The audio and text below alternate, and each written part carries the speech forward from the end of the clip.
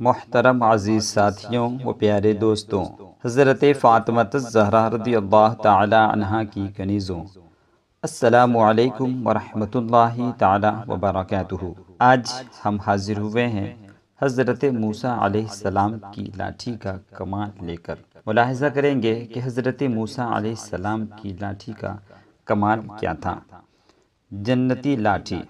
اس سے پہلے آپ سے ایک گزارش کہ چینل پہ آپ نئے ہیں تو چینل کو سبسکرائب کر لیں، ساتھ ہی ساتھ بیل آئیکن آل پریس کر لیں تاکہ ہماری ویڈیو سب سے پہلے پہنچتی رہے آپ تک، اور اپنا چھوٹا سا پیار لائک اور کمنٹ کی شکل میں دیں۔ اس ویڈیو کا حصہ بن سکتے ہیں شیئر کر کے۔ جنتی لاٹھی حضرت موسیٰ علیہ السلام کی وہ لاٹھی ہے جس کو عصائے موسیٰ کہتے ہیں۔ اس کے ذریعے آپ کے بہت سے ان معجزات کا ظہور ہوا جن کو قرآن مجید نے مختلف عنوانوں کے ساتھ بار بار بیان فرمایا ہے۔ اس مقدس لاٹھی کی تاریخ بہت قدیم ہے، بہت پرانی ہے، جو اپنے دامن میں سینکڑوں ان تاریخی واقعات کو سمیٹے ہوئے ہے جن میں عبرتوں اور نصیحتوں کے ہزاروں نشانات ستاروں کی طرح جگمگا رہے ہیں، جن سے اہل نظر کو بصیرت کی روشنی اور ہدایت کا نور ملتا ہے۔ یہ لاٹھی حضرت موسیٰ علیہ السلام کے قد کے برابر 10 ہاتھ لمبی تھی۔ اس کے سر پر 2 شاخیں تھیں جو رات میں مشعل کی طرح روشن ہو جایا کرتی تھی۔ یہ جنت کے درخت پیلو کی لکڑی سے بنائی گئی تھی، اور اس کو حضرت آدم علیہ السلام بہشت سے اپنے ساتھ لائے تھے۔ حضرت آدم علیہ السلام اس کو جنت سے اپنے ساتھ لائے تھے۔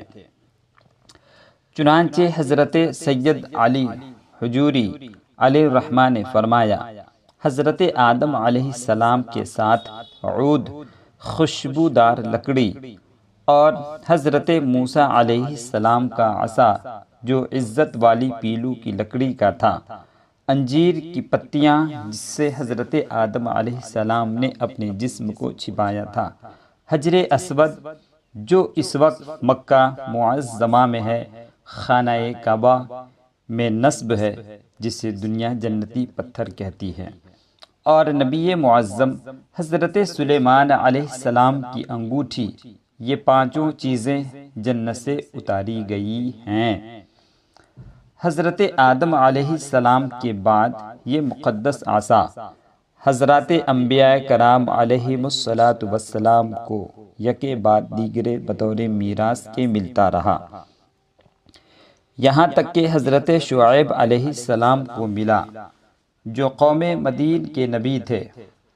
حضرت موسیٰ علیہ السلام مصر سے ہجرت فرما کر مدین تشریف لے گئے۔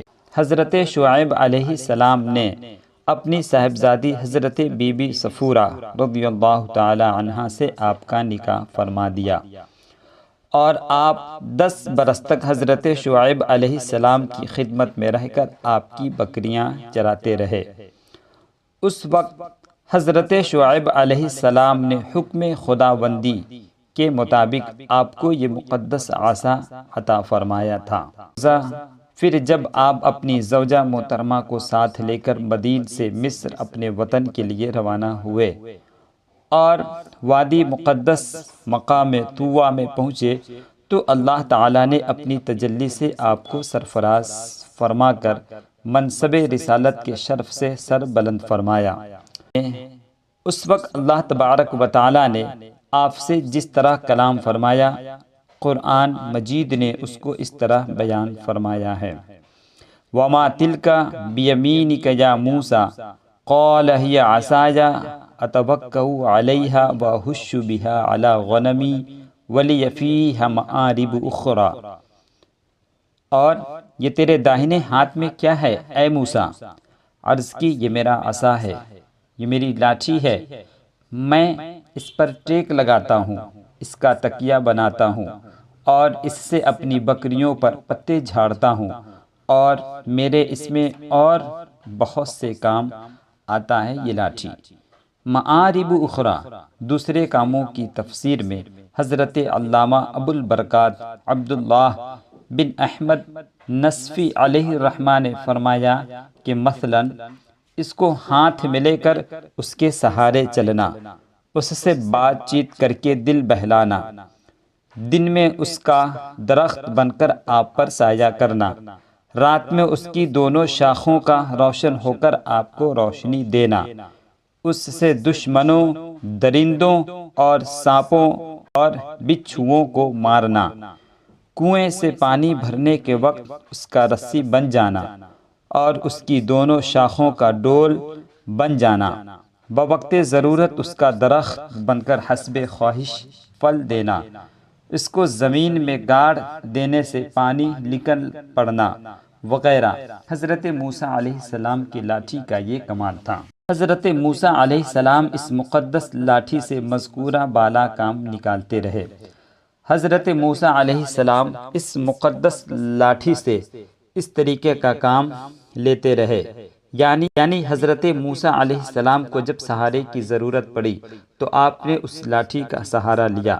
حضرت موسیٰ علیہ السلام کو جب کسی ساتھی سے بات کرنے کی ضرورت پڑتی تھی، جب دل آپ کا بے چین ہوتا تھا اور اگر آپ تنہا ہوتے تو اس لاٹھی سے گفتگو کر کے اپنے دل کو اطمینان پہنچاتے تھے۔ دن میں وہ لاٹھی درخت بن کر آپ پر سایہ کرتا تھا، رات میں وہ لاٹھی مثل لائٹ، روشنی چراغ کی طرح وہ روشن ہو جایا کرتی تھی۔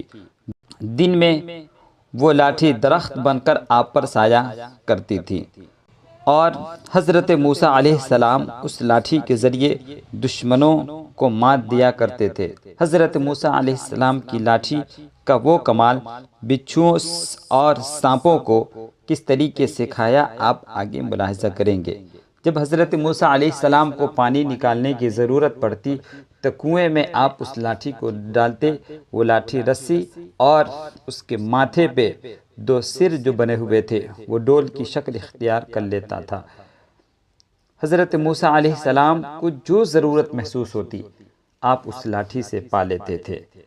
حضرت موسیٰ علیہ السلام اس مقدس لاٹھی سے اپنی ساری ضروریات نکالتے رہے، مگر جب آپ فرعون کے دربار میں ہدایت فرمانے کی غرض سے تشریف لے گئے اور اس نے آپ کو جادوگر کہہ کر جھٹلایا تو آپ کے اس عصا کے ذریعے بڑے بڑے معجزات کا ظہور ہونا شروع ہوا، جن میں سے 3 معجزات کا تذکرہ قرآن مجید نے بار بار فرمایا جو حسب ذیل ہے، جن میں 3 معجزات ہم یہاں رکھیں گے۔ عصا اژدہا بن گیا۔ اس واقعہ عصا اژدہا بن گیا، اس کا واقعہ یہ ہے کہ فرعون نے ایک میلہ لگوایا اور اپنی پوری سلطنت کے جادوگروں کو جمع کر کے حضرت موسیٰ علیہ السلام کو شکست دینے کے لیے مقابلہ پر آمادہ کیا، اور اس میلہ کے اژدہام میں جہاں لاکھوں انسانوں کا مجمع تھا، ایک طرف جادوگروں کا ہجوم اپنی جادوگری کا سامان لے کر جمع ہو گیا اور ان جادوگروں کی فوج کے مقابلہ میں حضرت موسیٰ علیہ السلام تنہا ڈٹ گئے۔ جادوگروں نے فرعون کی عزت کی قسم کھا کر اپنے جادو کی لاٹھیوں اور رسیوں کو پھینکا تو ایک دم وہ لاٹھیاں اور رسیاں سانپ بن کر پورے میدان میں ہر طرف فنکاریں مار کر دوڑنے لگی، جس کی وجہ سے مجمع میں کوہرام مچ گیا، بھگدڑ مچ گیا۔ پورا مجمع خوف و ہراس میں بدحواس ہو کر ادھر ادھر بھاگنے لگا۔ فرعون اور اس کے تمام جادوگر اس کرتب کو دکھا کر اپنی فتح کے گھمنڈ اور غرور کے نشہ میں بدمست ہو گئے اور جوش شادمانی سے تالیاں بجا بجا کر اپنی مسرت کا اظہار کرنے لگے کہ اتنے میں ناگہاں حضرت موسیٰ علیہ السلام نے خدا کے حکم سے اپنی مقدس لاٹھی کو ان سانپوں کے ہجوم میں ڈال دیا تو یہ لاٹھی ایک بہت بڑا، نہایت ہی ہیبت ناک، خوفناک اژدہا سانپ بن کر جادوگروں کے تمام سانپوں کو نگل گیا۔ یہ معجزہ دیکھ کر تمام جادوگر اپنی شکست کا اعتراف کرتے ہوئے، اپنی شکست مانتے ہوئے سجدہ میں گر پڑے اور کہا بآواز بلند یہ اعلان کرنا شروع کر دیا، آمنا برب ہارون و موسیٰ، ہم سب حضرت ہارون اور حضرت موسیٰ علیہ السلام کے رب پر ایمان لائے۔